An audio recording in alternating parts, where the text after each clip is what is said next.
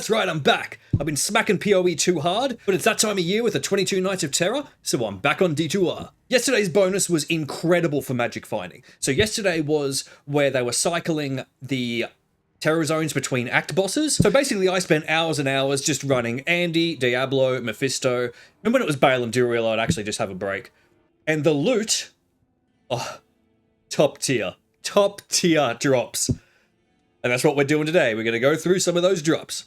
Now, when I first jumped on, Mephisto was terrorized, and I wasn't creating game names in the lobby. I was just like running play for the first hour, and then I started to go into the lobby and actually count how many runs I was doing with game names. So this first hour of Mephisto runs, I didn't have a counter, so I can't tell you on what run what happened, but through the rest of them, you'll be able to see which run things happened on.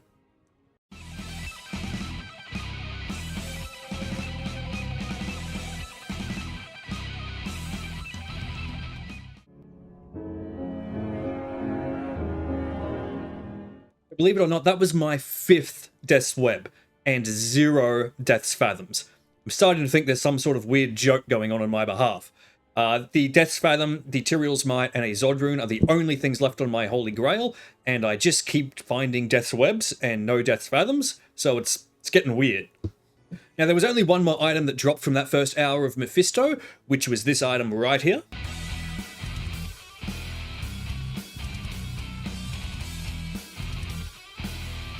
I gotta tell you, it was perfect. Perfect. Oh, I'm so happy! I'm so happy! This is the best day of my life!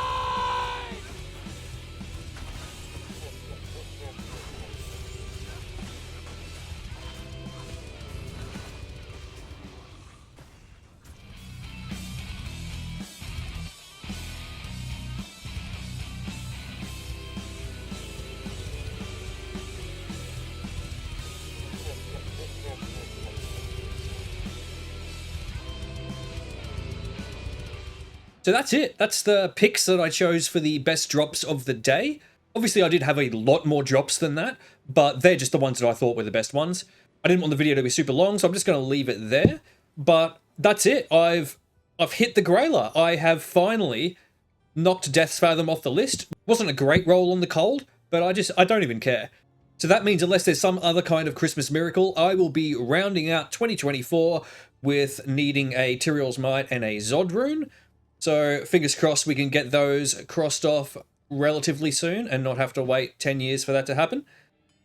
So this year, 2024, has been the year where I decided I was going to start trying to make content. So this is my first year in doing so, and I think I've made some pretty good progress. I do have a lot of ideas for this channel in the future, some pretty creative challenge runs and such.